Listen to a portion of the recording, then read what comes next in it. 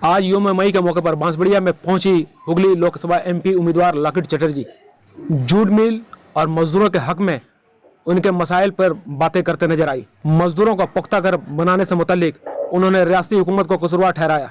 साथ ही सहाफ़ियों के सवाल के जवाब पर इस्लामपुरा हॉल्ट स्टेशन पर लोकल ट्रेनों के ठहरने के मसले को भी हल करने का दावा कर गई। लॉकेट चटर्जी ने कहा कि इस्लामपुरा हॉल्ट स्टेशन पर मौजूद लोकल ट्रेनें ठहरने के लिए खत लिख चुकी हूँ। आइंदा दिनों ये वादा करती हूँ कि मसला हल हो जाएगा, बस थोड़ा सा मुझे मौका दें और मुझ पर यकीन करें, ये ट्रेनों का मसला हल हो जाएगा। लॉकेट चटर्जी आज योम मई के मौके पर बांसबड़िया पुरानी लाइन के शास्त्री क्लब में पहुंची थी। यहाँ वो बीजेपी के दर्जनों कारकुनान और हामियों के साथ मुलाकात करते हुए कई मामलों में तबादला ख्याल की। उन्होंने और क्या कहा, चलिए सुनते हैं। অনেক বেশি আমি সেটা হুগলির মানুষ হয়ে জুট দিয়ে যখনই সমস্যা হয় সেখানে আমাদেরকে ডাকা হয় এবং আমরা যা দেখেছি জুট ওয়ার্কার্সদের জন্য অনেক কিছু সুবিধা অনেক কিছু অধিকারের ব্যবস্থা করেছে মানুষ। আজকে এখানে আসা তাদেরকে আশ্বস্ত করা আগামী দিন জুটের যেভাবে ডিমান্ড বাড়ছে সেইভাবে হয়তো সাপ্লাই হচ্ছে না বিভিন্ন কারণে, এইখান থেকে বিভিন্ন রাজনৈতিক কারণ ঢুকে পড়ছে। রাজনৈতিক কারণ যাতে না থাকে এদের বলতে, এবং তারা যেন শ্রমিকরা যেন পুরোপুরিভাবে সেখানে আরও বেশি করে কাজ পায়, আরও বেশি করে দিনে তারা ডিউটি করতে পারে, তাদের জন্য এখানে ছেড়ে তাদের নিজেদের বিহার বা নিজেদের বাড়ি চলে যেতে না হয়। আমাদের পক্ষ থেকে সব রকমের আমরা সাহায্য করব, কারণ ওপর থেকে জুটের জন্য যে ডিসিশন নেওয়া হচ্ছে তা অত্যন্ত শ্রমিকদের আগামী দিনের জন্য অত্যন্ত খুশির হাওয়া নিয়ে আসবে, এটাই বলবো। এসছিও, আগেও এসছি, এবং বিশেষ করে বিভিন্ন জায়গার যে মিলগুলো আছে আমাদের সেই মিলগুলোতে যাওয়ার কথা হয়েছে, এখানে এসছি, আবার আরেকটা জায়গায় যাব।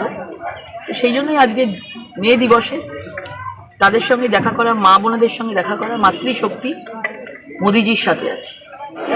তার জন্য দায়ীকে প্রত্যেকের জন্য পাকা বাড়ির টাকা কেন্দ্রীয় সরকার পাঠাচ্ছে এবং সেই টাকা অন্য কারোর কাছে চলে যাচ্ছে, অন্য কারোর অ্যাকাউন্টে চলে যাচ্ছে। আমি প্রমাণ দেখিয়ে দিয়েছি। আজকে যাদের পাওয়ার কথা তারা পায়নি। সেই জন্য আগামী দিনের জন্য পলিসি আলাদা করে করতে হবে বেঙ্গলের জন্য। বিশেষ করে বেঙ্গলের বিভিন্ন ধরনের যেরকমভাবে যে কথায় যেভাবে যে ঠাকুর যে ফুলে সন্তুষ্ট হয় তাকে সেই রকমভাবে ট্রিট করতে হবে। এবং আগামী দিনে আশা করি শ্রমিকদের পরিবারের ভালোর জন্য আমরা যে স্টেপ নেব, আমাদের পুরো শ্রমিক পরিবার আমাদের সাথে থাকবে। মোদিজিকে সবাই আশীর্বাদ দেওয়ার জন্য রেডি। জানে দেখলে শ্রমিকদের যদি কেউ দেখে তো মোদিজি দেখছে। এর আগেও তো আপনি সাংসদ ছিলেন, আর এই জুট মিলের সমস্যা আপনার এর আগেও বলা হয়েছিল। হ্যাঁ, অনেকবার আমরা করেছি, সেখানেই বারবার আটকে গেছি। এই সরকারের, তৃণমূল সরকারের বিভিন্নভাবে কালো চুক্তি তৈরি করা ওনাদের সাথে কালো চুক্তি করে শ্রমিকদেরকে বঞ্চিত করছে। শ্রমিকদেরকে বিভিন্নভাবে তাদেরকে কাজের দিন কমিয়ে দেওয়া হচ্ছে, তাদেরকে অন্যদিকে পাঠিয়ে দেওয়া হচ্ছে। এই জিনিসগুলো পুরোপুরি শ্রমিকদেরকে না জানিয়ে করা হচ্ছে এবং এই বিষয়টা একটা বড় বিষয়, বিভিন্ন জায়গা থেকে এটা উঠে আসছে। তো আমরা ঠিক করেছি যে আমরা আগামী দিন কিভাবে কাজ বের করে নেওয়া যায়, কিভাবে তাদেরকে ঠিক করা যায়, নতুন করে পলিসি ঠিক করে আমরা কাজ করব।